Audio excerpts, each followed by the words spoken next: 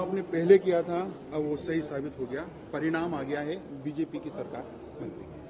देखिए, मैं तो प्रारंभ से ही 1 साल पहले जब हमने जनाक्रोश यात्राएं की थी और राजस्थान में घूम करके लोगों के मन की थाह पाने की कोशिश की थी, तब ये स्पष्ट हो गया था कि राजस्थान में जनता वर्तमान की इस सरकार के प्रति न केवल एंटी इनकम वैक्सी का अपितु आक्रोश का भाव रखती है और सरकार ये मानती है कि ये सरकार सिर्फ अपना संवैधानिक आयुष पूरा कर रही है।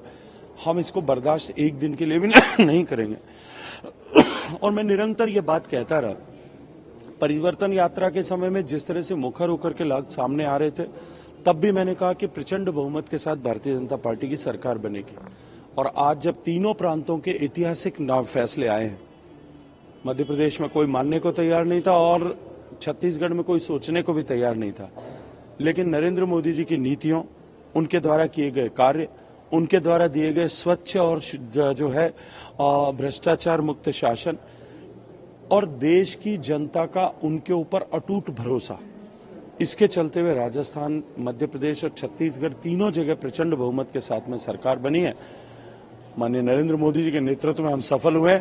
राजस्थान की जनता की आशाओं पर खरा उतरने के लिए हम सब उनके नेतृत्व में काम करेंगे। 2023 के विधानसभा के चुनाव 2024 का आईना तो नहीं, क्योंकि 2024। देखिए, मैं ऐसा पहले भी कह चुका हूं कि प्रत्यक्ष रूप से अगर मैं ढूंढना चाहूं तो इस पर मैं हाँ और ना दोनों में उत्तर दे सकता हूं। निश्चित ही क्योंकि भारतीय जनता पार्टी की सरकार बनी है राजस्थान, मध्य प्रदेश, छत्तीसगढ़ में, तो एक प्रचंड उत्साह की ऊर्जा सृजित हुई है और उसके चलते हुए हम लोग 2024 के चुनाव में निश्चित ही एक बार फिर इतिहास को दोहराते हुए सफल होंगे, सारी 25 सीटें जीतेंगे।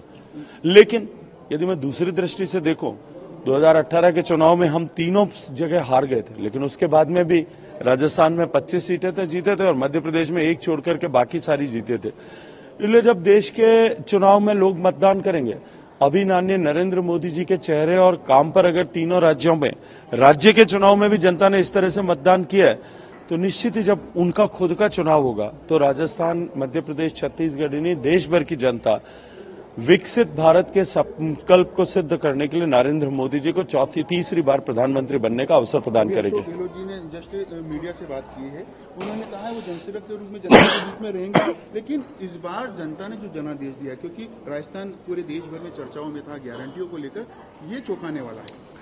देखिए, माननीय अशोक गहलोत साहब बार बार ये कहते थे, अनेक बार उन्होंने ये कहा था कि मैं इस कुर्सी को छोड़ना चाहता हूं, लेकिन ये कुर्सी मुझे नहीं छोड़ रही है। मुझे लगता है कि राजस्थान की जनता ने उनके मन की पूरी कर दी है, उनके मन की मुराद पूरी की है। जो कुर्सी उनको नहीं छोड़ रही थी, उस कुर्सी को उनसे छुड़वा दिया है। और मैं तो इतना कहूंगा कि ये जो जादूगर की जादूगरी और तिलिस्म थी, वो अब समाप्त हो गया है। राजस्थान जादू के मायाजाल से बाहर निकल करके धरातल पर आ गया। लास्ट सवाल है मेरा सर, क्योंकि आप पार्टी के दिग्गज नेता है, राजस्थान की जो देखिए, मैं तो बहुत छोटा सा कार्यकर्ता हूं पार्टी का। आप शामिल रहे, अब सरकार आपकी बन गई, कल तक यही विषय था कि सरकार बन रही है, उत्सुकता थी, सरकार बन गई, जनता जानना चाहती है कि मुख्यमंत्री का चेहरा। चलिए, थोड़े दिन इंतजार करिए। Thank you much.